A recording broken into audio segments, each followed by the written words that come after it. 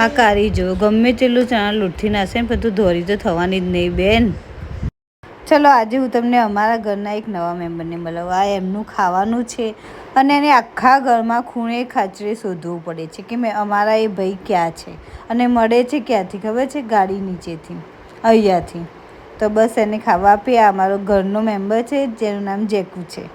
આ મમ્મીને ફરવા ગયા હતા ને તો ત્યાંથી આ શંખ લાવ્યા હતા, કે છે અવાજ આવે. તો અમે બે એ જ ચેક કરીએ છીએ કે અવાજ આવે છે કે નહીં, પણ અમને કંઈ સંભળાયું નહીં. પછી હું અને મમ્મી બંને ભેગા મળીને રસોઈ કરી દઈએ તો જલ્દી પતી જાય. તો એ કઢી અને દાળ વઘારી રહ્યા છે અને હું લોટ બાંધીને પછી રોટલી કરી નાખીશ. તો અમારું બધું કમ્પ્લીટ થઈ ગયું.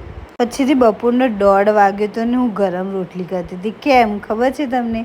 કેમ કે અમારા ઘરે આવ્યો તો મારો મોટો ભાઈ અમને મળવા. જસ્ટ 2 દિવસ થયા હતા અને એને અમારી યાદ આવી ગઈ તો એ મળવા આવ્યો હતો. પછી આ ભાઈને ખાવી હતી ગાર્લિક બ્રેડ. તો ખરા બપોરે જઈને બજારમાં